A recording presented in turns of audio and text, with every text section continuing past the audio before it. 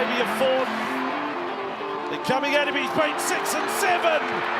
Top the Broncos has been an 8. Oh, wow. No. Well, here we are heading into round 16 on the back of a big New South Wales Blues win. Ryan and Tommy back. This is the SuperCoach365 podcast. Feeling good on the back of a week off. Of course, no NRL action last week. We had a week off as well, Tommy, but good to be back talking everything NRL heading into the new week. Absolutely, Ryan. Good day to you. It feels like we've been off for a while, doesn't it? I think 2 weeks since our last podcast. Origin was really good. New South Wales very dominant, but very happy to see the return of NRL this week. How was it sitting back and watching the Blues win? Obviously, we were there for game one and disappointing result that night, but the series is alive heading up into the decider now up at Suncorp, so all eyes on that in a couple of weeks' time. Yeah, it was good to see the Blues win. I must admit I had a bet on Queensland, so financially not the best night for myself. But I thought the rest of the rep round was great also. The international games on Saturday were good, I guess, for the future of the game. And then also the women's game on Friday, I must say I'm actually really fond of entertaining. I thought it was a really good game. Yeah, different style of footy, isn't it? The women's Origin. But just on that, obviously, last time we spoke, it was heading into round 15 and our ranks, our scores, you're still inside the top 1,000, I think, at this point, and you sort of lock down that spot. Yeah, I think I've been between 500 and 700 for the past 4 to 6 weeks, so just hanging about there, probably losing touch with, the leaders in that, but hopefully if I can finish top 1,000, I'll take it as a good season. I've got to give myself a little pat on the back as well, a score of 14.07, so I think it was in the top 1% and now has me back inside the top 5% overall. So big moves last week, but only as good as your last week. We can hope that all of our weeks are that good. Obviously some news today, and as we go to air very late on Tuesday night, news that Matt Lodge is set to join the Roosters for the rest of the season. So that may be what they've been lacking, a little bit of punch up front. And it can't hurt them getting a forward of his quality. No, it can't. Probably at the start of the year, I would have thought they were fully stocked for front row forwards, but maybe JWH is past his best. Takiaho's getting on as well, so a tearaway like Lodge could be what they need. Looking as well around the rest of the league, Latrell Mitchell set to line up for South Sydney this week, and Ryan Papenhuyzen listed amongst the reserves for the Melbourne Storm as well. So a couple of big ins in terms of fullbacks coming in, and I guess on the other side to that, some injuries as well on the back of the Origin there as well, with Cameron Munster and question marks over Payne Haas. His fitness as owners at different stages of the season. Payne Haas, he's been a frustrating hold. If you're still holding Payne Haas, you must be pulling your hair out. Yeah, he's been tough. He's been very tough. He's named again this week, though. We'll get to the Broncos soon. There was reports he was going to be out for 6 weeks as recent as yesterday, so I'm not sure there. Munster, similar story, so hopefully he can play. But yeah, Latrell is back finally. I think he's been about since round 5, so 10 or 11 weeks. I know I picked him up early in our draft, number 1, in fact, and it's great to see him back finally. Yeah, yourself and a lot of other draft players out there licking their lips, hopefully still in touch with the top 8 or top 6, whatever you're playing, top 5, heading into your respective finals and hoping to make a charge. I know you are indeed going to need all the luck you can get on that front, mate.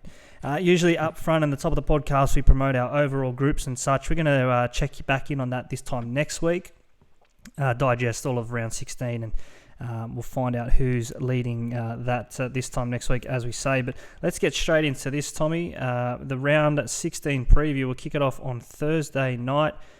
Good to see footy back on Thursday night. Manly back at home at Brookie up against the Melbourne Storm here.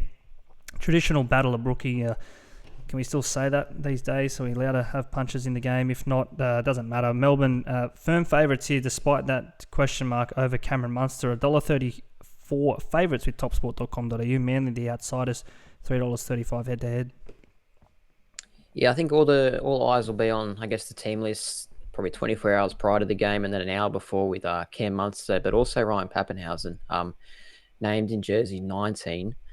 I guess he was fit to play last week, I'm pretty sure, in terms of the injury, but it was just COVID that kept him out. So with that in mind, I feel like he's a good chance to play, perhaps. Is he a chance? Are we looking at him this week as a serious trade-in option? I think we all agree that we need him at the, come round 24, round 25, we want to be playing with Ryan Papenhuyzen, but is he a rush to get back in this week? I think last time we spoke, I said I was going to make the move to go to Papenhuyzen, but looking at his price, his break-even, all things considered, maybe we just hold off a couple of weeks. Yeah, I'd probably wait maybe one. Well, probably if I'm going to wait, I'm only going to wait 1 week, because if you're getting him, you got to get him by next week for round 17, that bye round, because, there's not many good players playing that week in terms of SuperCoach, and he's arguably the best player in the game in SuperCoach. So if he's there, you need to have him that week. Yep. But yeah, this week, probably not mandatory. Okay, so plan your trades around that Ryan Papenhuyzen potentially from round 17 onwards.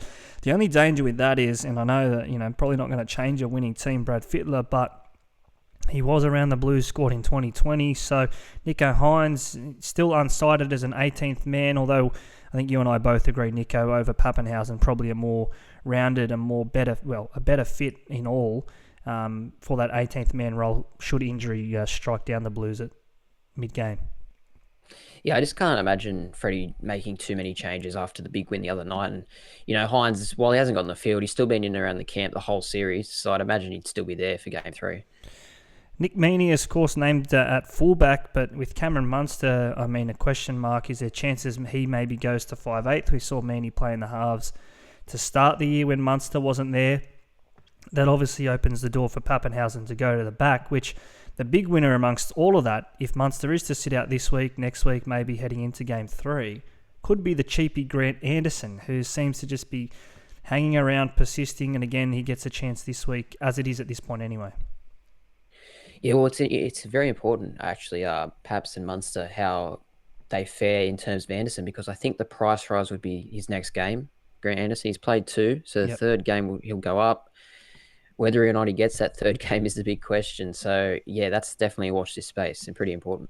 And just for Manly, obviously, Cherry Evans expected to back up at this point. But looking across their team, I think the big surprise packet has been in the absence of Tom Trbojevic, just how good Ruben Garrick has been. I know we've said it a couple of times here already this year, and even at the start of the year in the preseason, that Garrick wouldn't fare as good if Turbo was to be hit by injury, but he's sort of proved us wrong, everyone else wrong as well, hasn't he, Garrick? Yeah, he has. Absolutely. I really didn't think he was this good, in all honesty, but he's really owned the team since Turbo's gone down. His lowest scores since taking the fullback role is 67, and he's got 2 scores over 95. So he's scoring really well, as good as many of the fullbacks in the game. And tough game on Thursday, but if you have him, you wouldn't be disappointed with how he's been going.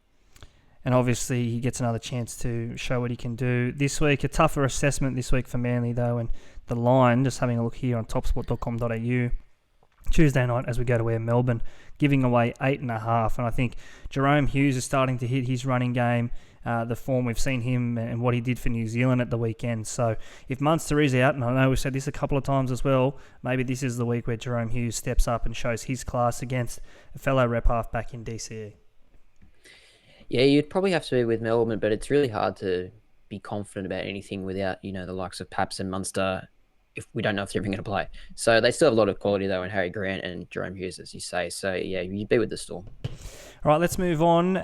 Second game and the first game, or second game of the week, but the first game on Friday is the Newcastle Knights up against the Gold Coast Titans. 2 teams which have flirted with taking home the wooden spoon at different stages this year. The Titans, you'd have to think that they'd almost be favourites for that at this point. Looking at the Knights team list, though, no Kalen Ponga. I'm going to say it could help him. Tex Hoy back to fullback. Milford and Clune the halves, and still no sighting of Jaden Brayley, but he couldn't be too far away. Yeah, he's probably not too far away, but I think he's going to come way too late for this season, unfortunately. Some names in the extended reserves here, Bradman Best and Daniel Saifidi. Probably not that relevant at the moment, although the Knights play around 17, so maybe Bradman Best could be a little pod there perhaps. But yeah, not much happening for Newcastle. For the Titans, not many players either I'm really interested at the moment. They're also not playing next week in the bye round, so This game is probably not the most interesting one of the year. David Fafita in jersey 17, so again, maybe more draft focus this time of year with Fafita and I guess the way he's performed so far. a watch there. But as well, I think across the board, the Titans have been pretty disappointing to this point. Paul Turner still in the halves, so shows you that they're confident with AJ Brimson there back at the back. Speaking of the Knights, though, you mentioned they're playing round 17. There's plenty of question marks around back rowers for round 17, and we'll get to our questions at the back end of the segment. Tyson Frizzell now not in the Origin squad. He's missed the first couple of games, and Mitchell Barnett, chance to kick goals if Kalen Pong is missing as well. So two potential pod plays in the 2RF there that we could go or look towards at the Knights. Yeah, real pods for sure, but not the worst shouts. Frizzell's been a pretty good scorer for years now. He's still averaging 60 this year, so he would do you a job. And Barnett as well. That's not actually a bad call there that he could kick the goals, because he has done so in the past. So, yeah, definitely worse options. And of the Knights players, they're probably, I guess, the two they'd be looking at. Kurt Mann always seems to get a mention in SuperCoach chats. Not for me, though. David Clemmer, I know another one that we spoke of a couple of weeks ago when talking of round 17 options. Across the board, though, you mentioned Barnett, they're kicking goals. Realistically, how many goals could they be kicking, the Knights? Not really. Scoring plenty of tries at different stages, the Knights. But, we might go past giving a tip on this one because I don't think it matters anyway. Turn our attentions to the main game on Friday night here, the Panthers and the Roosters. Now, Penrith have named what looks all but a full-strength team. It could be very well full-strength team. And the Roosters, they're going to have to bring their very best to the foot of the mountains come Friday night. Yeah, well, those who have listened all year would know our season-long bet with TopSport involved the Roosters coming top 6. It's looking pretty dire at the moment. I think they've lost 8 games now. They're sitting outside the top 8. It's getting to dire straits. They almost need to start winning to be a chance of running top 6. Yep, and for the Roosters, still no Luke Keary. I think he's been given the week off with that lingering concussion issue. And in the centres, Billy Smith holds his place ahead of Paul Momirovski as well. Just looking at this Panthers team, it's hard to see them getting beat when, that fullback, that back line is all but a representative back line. I think the only one who didn't play rep footy last week was Dylan Edwards, and arguably he's been their form player in the backs in the past month. Yeah, he's been excellent. I brought him in a few weeks ago as a sub for Teddy, actually, and he's done a really good job. I do wonder about the Penrith players at the moment, though, in terms of SuperCoach. Obviously, a lot of them would be season-long keepers, the likes of Nathan Cleary and Taylor May, but maybe players like Tago or Kikau, could we be looking at trading them out before the bye? Yeah, that man there, Isaac Tango, and just how good it was to hear Matt Russell pronounce Isaac Tango in that win over the Cook Islands the other night. Great listening, that one. But just on Isaac, what is the rush to sell? I know he's got the 30 in him, but we've seen it time and time again with particularly himself and in the past, Matt Burton, Steve Crichton down that left side. They're just a try-scoring machine, whoever is in that left side for the Panthers. So I know you've sold Tungo earlier in the season, you got him back. There's an obsession there to get rid of him, and for mine, I'm happy to hold him on the proviso that he will be scoring tries, particularly if you're playing head-to-head comps. Grand finals in round 24, they have the New Zealand Warriors at Panthers Stadium. So tell me he's not every chance of scoring a try that night. Yeah, look, you look at it like that. That is true. That's a great fixture for him, but I do think they have quite a hard run in. They play teams like Melbourne, the Eels, Sharks, South, Cowboys, all in that final few rounds. Other than 105 in round 10, he hasn't scored above 70 since round 4. So he's not really a prolific scorer in SuperCoach, and he's not there next week. So I just think there are other options, possibly. He's a dual position player as well, so there's plenty of options you can get in for him. Yeah, definitely. Just across the board at the Roosters, I know we've already mentioned Matt Lodge, a chance to link up with them sooner rather than later. I don't think it'll be this week. It could be from next week. We'll have to confirm that.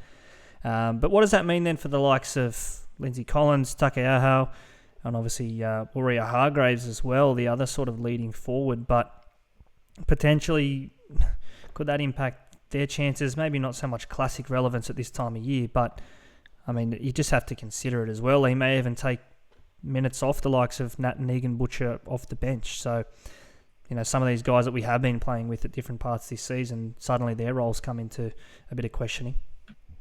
Yeah, you'd have to think he slots straight into the team somewhere. So the likes of butchers and bakers and all those other occupations they have on their bench, they might be looking over their shoulder a little bit. I don't know. I didn't see this one coming with Lodge going to the Roosters. Maybe it's the culture he needs to straighten his attitude out a bit.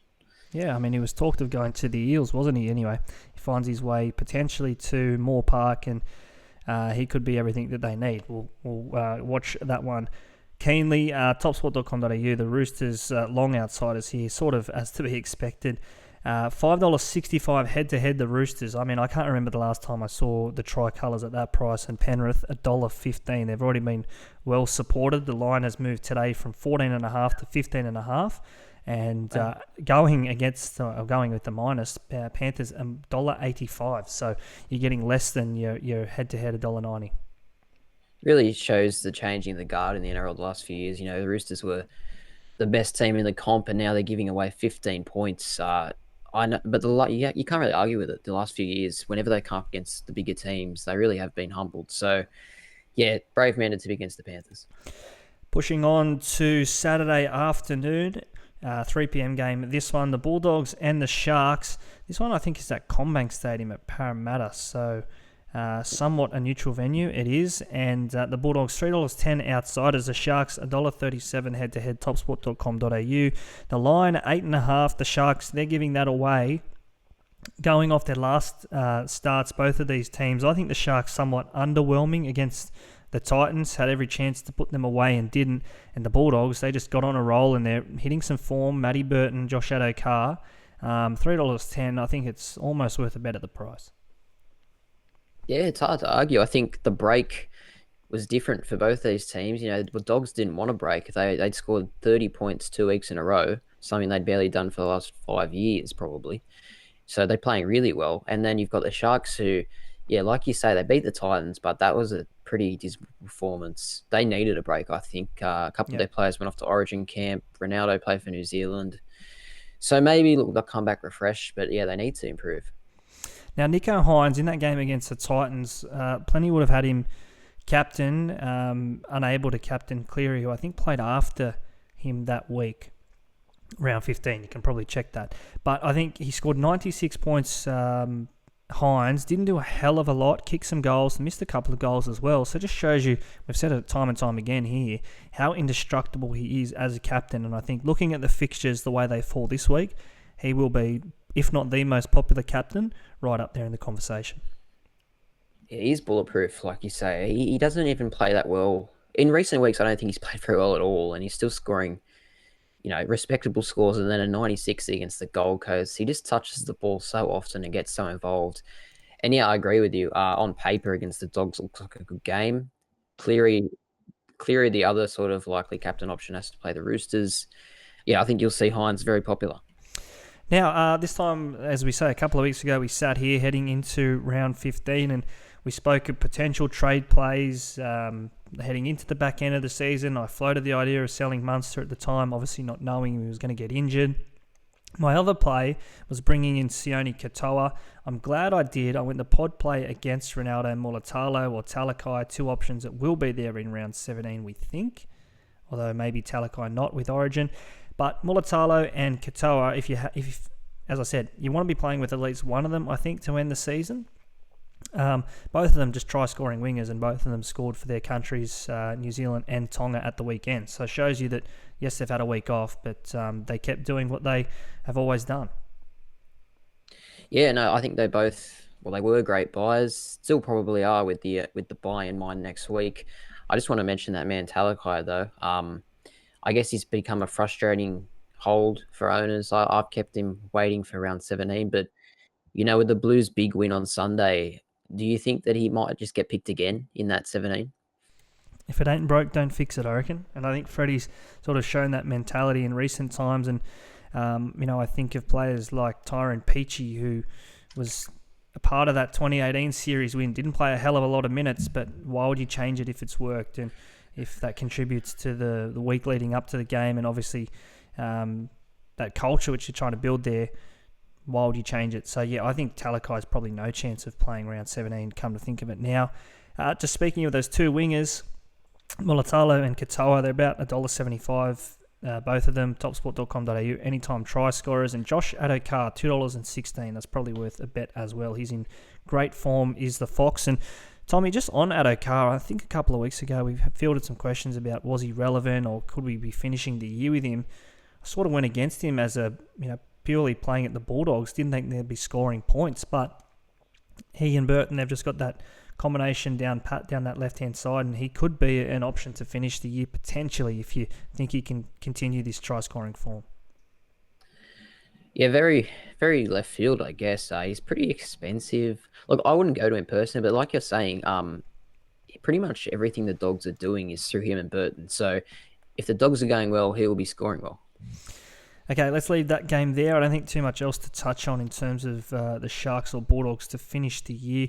Just some news around the Sharks. Apparently, Finucane, McInnes and Wade Graham all had COVID over the course of the rep weekend. So, again, probably more so McInnes than any of those other two names there in terms of their relevance. But, just keep an eye on that and maybe their minutes impacted in the weeks to come.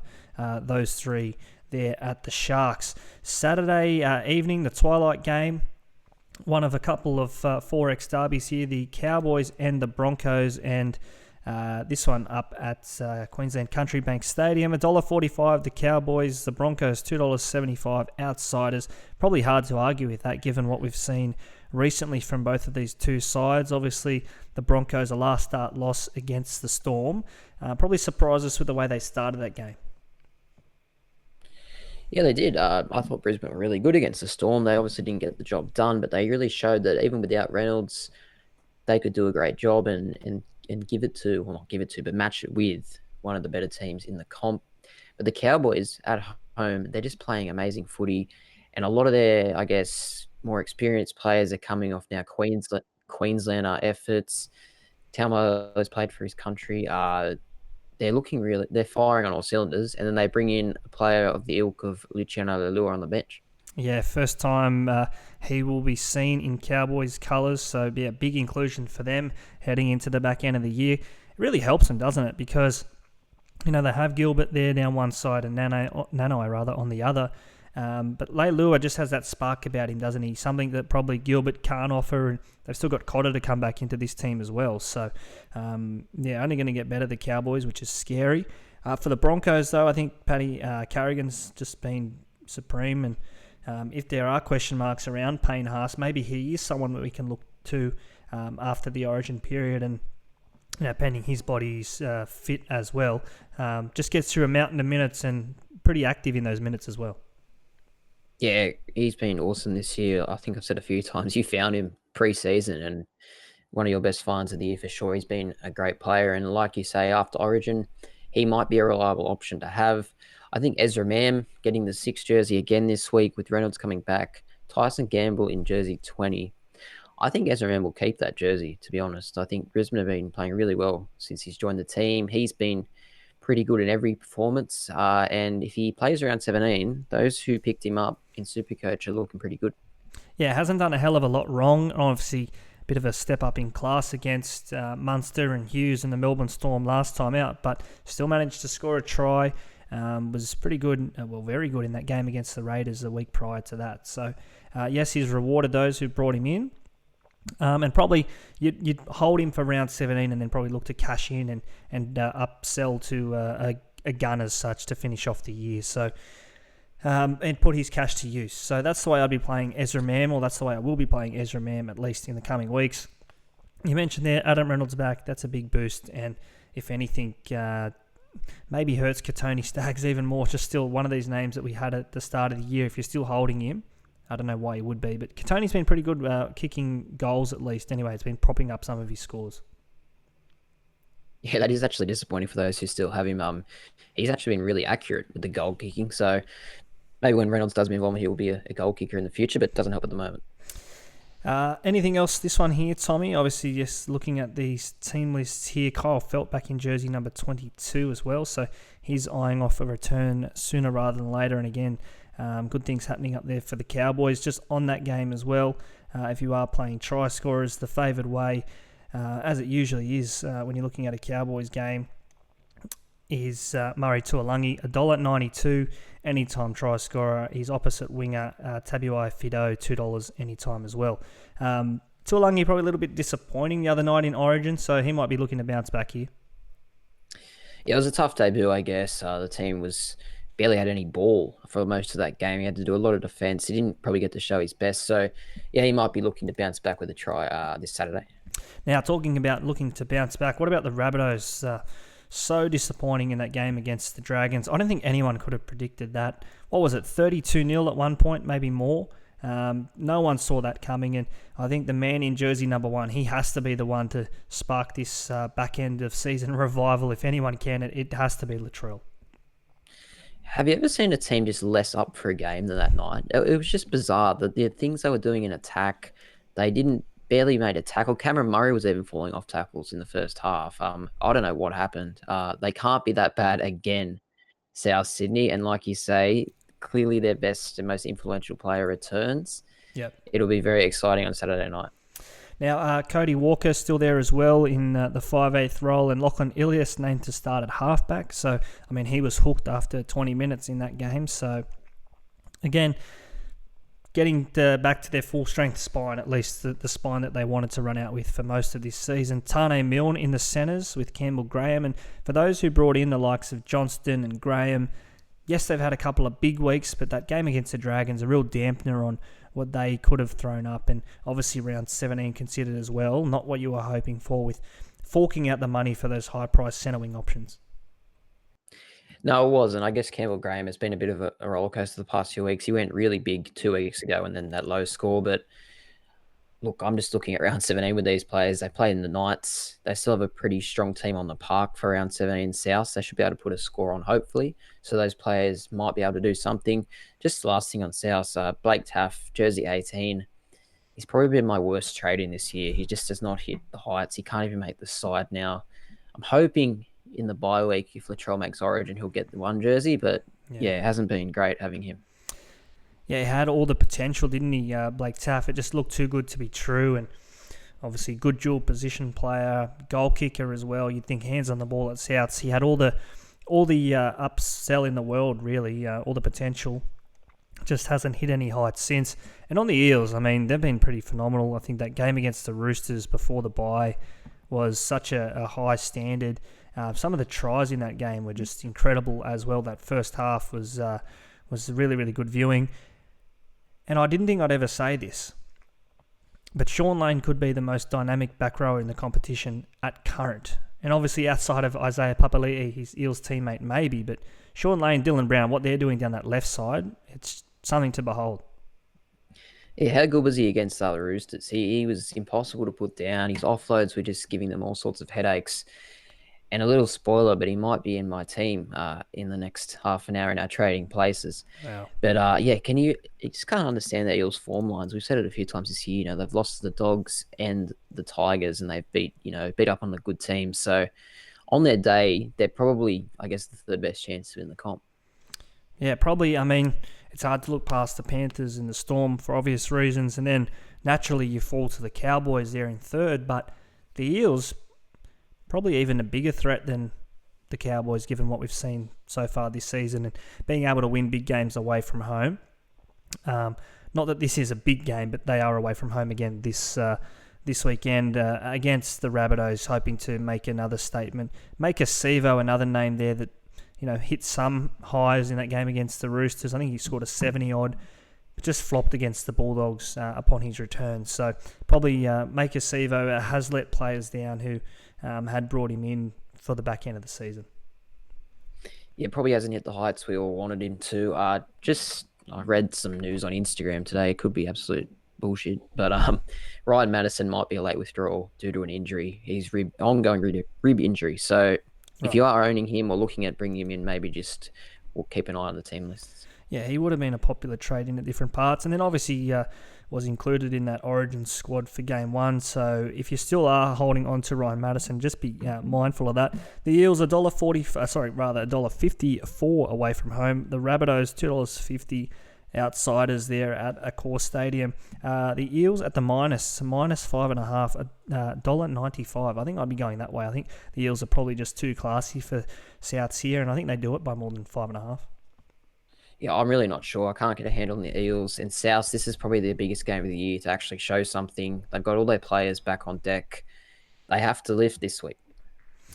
If not now, then when? And you could probably say the same for the Warriors, because they've been down and just about out for 2 years, but getting back in front of what promises to be a full house there at Mount Smart Stadium. 26,500 expected to jam in through the gates on Sunday afternoon. And their starting favourites, $1.52, $2.55 outsiders, the West Tigers. Probably says more about the West Tigers, Tommy, than it does the form of the Warriors, because the Warriors were beaten badly by the Panthers last start. Yeah, I think the Warriors needed to go home so badly. The Panthers didn't play well last time they met. Last time the Warriors played, the Warriors just rolled over, and thank God they're back at home. I don't think they've played at home since August 2019. So that's, almost 3 years since they've had a game at Mount Smart Stadium. It's really great to see them back. And I don't obviously rate them highly, as I've said a few times this year, but You'd have to think against a weak opposition with a full crowd, it's going to be hard to beat. We're expecting points here in this game. You think they just open the shoulders and play a bit of ad-lib and Oz-tag, touch footy style that we've, come to love the Warriors in those early 2000s years. You think of Stacey Jones and Lance O'Hire and Francis Melly, some of these other names that just loved playing in front of those big Ericsson Stadium crowd as it was in those days. Are we expecting something like that? And like those players, and one of those players that grew up idolising those guys would have been Stacey Jones, Shaun Johnson.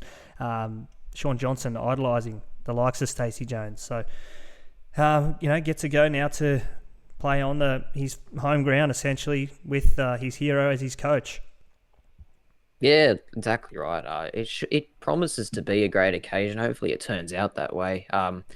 And they probably couldn't have asked for a better opponent than the West Tigers if they want to put on a show, because the Tigers look like they're just pretty much finished for the year. They don't really have a solid coach.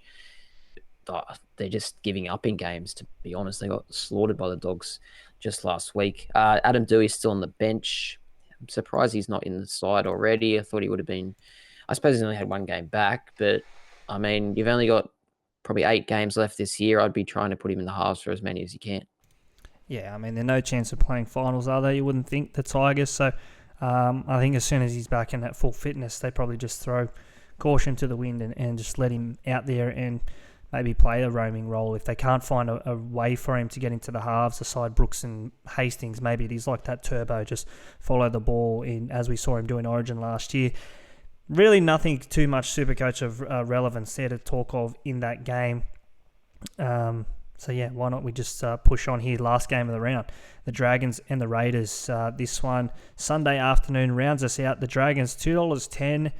The Raiders, $1.74 favourites. The Raiders just keep on finding a way to win games, and they proved that late against the Knights last time out. And didn't think it'd be Hudson Young with the grubber and regather to seal the last gasp winner against the Knights. Yeah, when he put boot to ball, I thought, what are you doing, you absolute moron? But hey, that was a great play at the end of the day. And this probably two of the surprising teams, I think. I think the Raiders looked gone a few weeks ago. Now they're sort of hunting for a top 8 spot. I gave the Dragons no hope this year, and they're playing decent footy. I think this will be a good game on Sunday afternoon. Couple of names that we've mentioned, or that you mentioned, I think you found a couple of weeks ago. Michaeli Ravalawa, I think he scored a hat-trick, or at least a double against the Rabbitohs last time out. Zach Lomax continues to do what Zach Lomax does when he plays well, and that's set up tries, kick plenty of goals, and even score the odd try himself. So these are two options there at the Dragons' right side, and when they are playing well, and that's sort of on the back of what Ben Hunt does well down that side as well, they are somewhat relevant options potentially. More so Lomax, I think, than Ravalawa, given the goal kicking. Yeah, Lomax is definitely someone you can put in, and you could just keep him for the rest of the year. He never scores really poorly. He doesn't have a massive ceiling, but he's always good for, a 50 to 70. So he's a great player to put in at the moment and just keep him there. Even another player with a high ceiling could be like Cody Ramsey. He's fairly cheap. The The Dragons play the Broncos in the bye round. It's not the easiest game, but hey, he's just going to be a body at least. Michaeli Ravalawa, as it is Tuesday night or early on Wednesday morning, as you listen to this, the favoured way anytime try scorer, $2.14. Jordan Rapana, the pick of the Raiders at $2.21. But speaking of value there, Zach Lomax, $3.20 anytime. You might be able to get a bit of that. Or if you're playing the other side of the field, I think we always say this when we talk about the Dragons. Moses Sully, always, every chance, $3.60 anytime. That's probably the way I'd be going there. Moses Sully of the Dragons. Anything else there, Tommy? Just my weekly appreciation of Joe Tarpanay.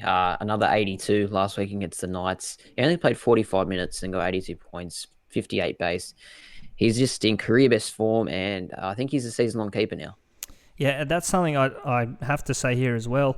So middle of the round, rarely do I do it, but I did it last time, round 15. Sold Brodie Jones Sunday morning. I just thought I have to have Joey Tarpanay. I think this is the last week you can get him at a good price, had a good fixture, and repaid the faith. So again, little pat on the back for myself and anyone else who's managed to find Joe Tarpanay. Tommy, you've been on him for a long, long time. So credit to you.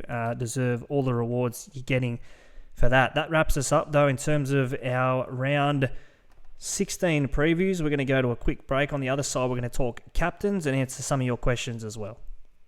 Having a bet on sport this week? Top this.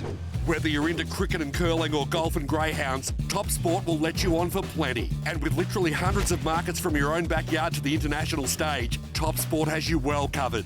So if you want to get the top odds every time, bet with Top Sport. Top that. Download the app today. Top Sport. Feel the excitement.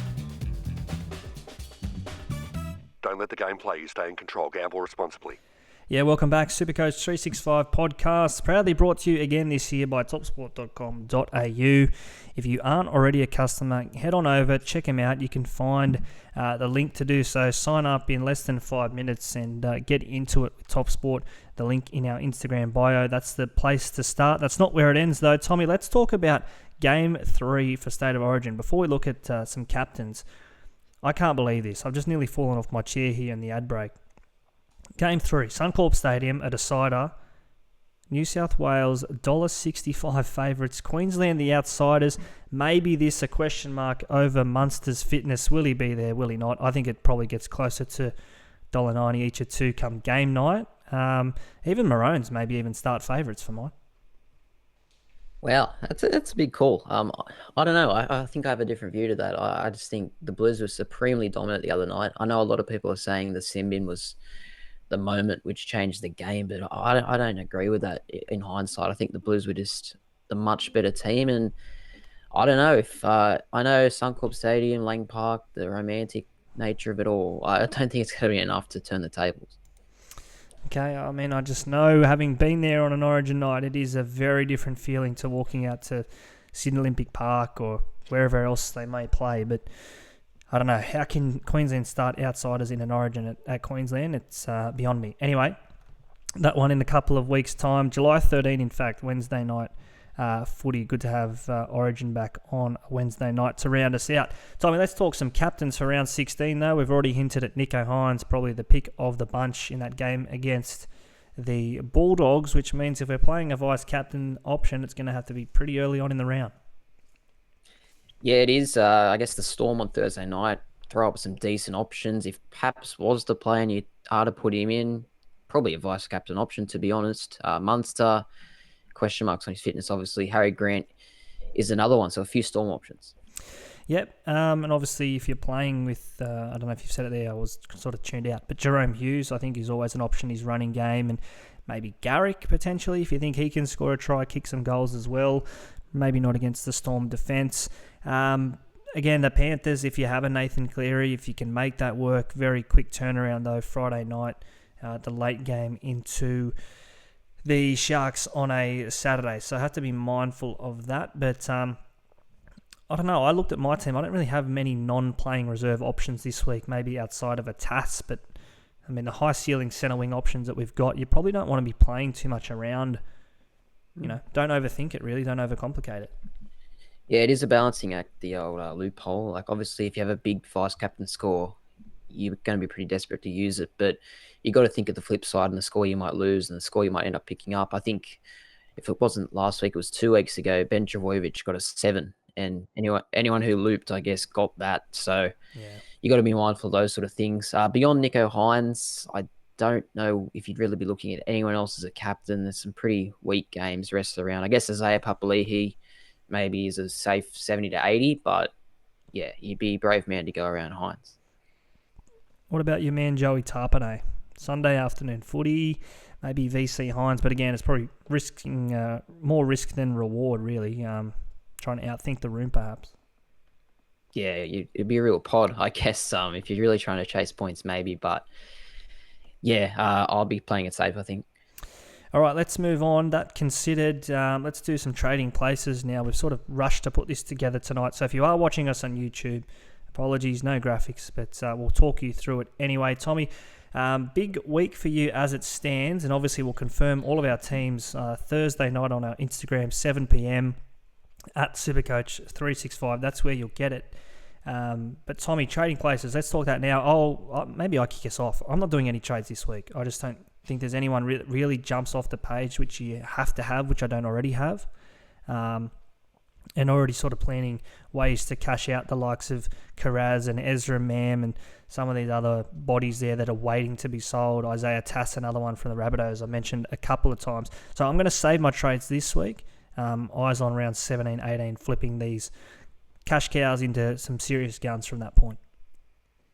Yeah, that makes sense. So I saved my trades last time, so I'm going a little bit more, I guess, swinging, opening the shoulders this week and having a few trades. I'm making definitely 2. I'm getting rid of Tango, as we said before. I just think it is time for him to go. I'm bringing in Kaloa Matangi from the Rabbitohs. I know the Rabbitohs aren't going that well, but I think Kaloa Matangi, he's a decent scorer. They play against the Knights in round 17, and I'll just keep him for the rest of the year. Angus Crichton, I'm also moving him on. He's been scoring decent. I might root his decision maybe later in the year, but the Roosters just aren't doing it for me. He won't be there in round 17. Sean Lane will be, though. So I'm going to Sean Lane. I like how he's going at the moment. I like his attacking flair, and he seems to have held down that second row spot all year for the Eels, so I don't think that'll be changing. I may use my boost. I've got 2 boosts left. I've still got Will Smith, which God knows why I have him. He's been absolutely worthless. Where is Will Smith? Do you know? Has he been sighted? Is he locked in a cupboard up there at Seabus? Where is he? I haven't heard of him in 4 months. Jada's got him locked up somewhere in Los Angeles. I don't know. I seriously don't know. But he's gone. Ever since I got him, my team hasn't played. So he's out, probably. He's my reserve hooker. So I'm going to go, he's 307k. I can get to Brandon Smith with only spending 30k. So I'll probably go to Brandon Smith. He hasn't been very good this year at all, but starting lock this week. Then he'll probably start hooker next week with Harry Grant at Origin. If you're ever going to get Brandon Smith, it's probably when he's 350k. All right. What to digest there? I would say don't burn a boost for Brandon Smith, but hey, no, you made some good points there around his round 17 status at least. And as you say, starting lock, I think Josh King's up at the front row this week, so potentially, I mean, it's sort of been the case with Brandon Smith the whole season, hasn't it? Since he broke his hand in round 1, and I was bullish on him from round 1. I think I even started with him in my team from round 1. I thought he was in for a bumper year. Made 1 tackle, broke his hand, he's come back. He's never been the same since. And I think you and I and everyone else who's got any of interest in Brandon Smith just waiting to see him get back to that 2021 form. Yeah, I think we said at the time last year, he was just scoring tries every week. So it was boosting his stats a lot, but he definitely hasn't been the same player. I'll agree with you, what you said before. Players like Cooler and definitely Karaz, you may as well just keep them for another week, let them make a little bit more money because they have the low break evens, and then move them on before the bye. Yep, that's another one of those names there, Cooler, that I missed. Low break-evens, or at least low enough not to be losing money this week, so hold tight one more week, and even though they do have some tougher fixtures, particularly Karaz and Cooler against the Sharks and the Storm respectively, you hang on one more week and cash them out in a couple of weeks' time. But that's it for our trading places. Of course, as we say, check out our finals teams. They're right across the socials at SuperCoach365 Thursday night, heading into the opening game of the weekend. Of course, Manly and Storm to kick us off this weekend. Tommy, let's get into our talking points, and there's only a couple here, so forgive me, I'll put this up very, very late tonight on Tuesday. So just a couple here to get through, but we'll get through them quickly. Fast and Furious podcast tonight. Alex Brigo says, is Mitch Barnett a good pod move? Already mentioned him and Frizzell up top when we spoke about the Knights, but Barnett or Frizzell, if you had to go one over the other, who would it be? Look, honestly, I hadn't looked at them, but look, Frizzell is probably the safer play. You know what you're going to get from him. Having said that, the last 2 weeks, Barnett 61, 71, then with the potential of goal kicking. Maybe if you're going the pod option, you just go all in and go with Barnett. Yeah, I think it's either you're going with a higher ceiling and, potentially Barnett there. Plays the left side as well, so could be an option when Ponga's back and fit. We know that they love that short ball down that side. Ryan Evans says here, keep Carraz for this week or trade him to Brian To'o or trade a Penasini after the bye. Brian To'o been in phenomenal form. But would you be trading in an Origin player before Game 3? I personally wouldn't be doing it. No, there's not much point doing that trade this week, I don't think. Carraz still negative break even, so he's going to make a fair bit of money this week. Brian's going to be out, obviously, with Origin, and definitely keep Penasini until the bye is until we're past the bye. So I'd keep Carraz for now as well. Riley Milton 4. Is Dylan Brown a keeper? He's done a great job the whole season. Dylan Brown sort of emerged as a pod option to start the year if you're playing around Munster or if you had two genuine 5/8s there.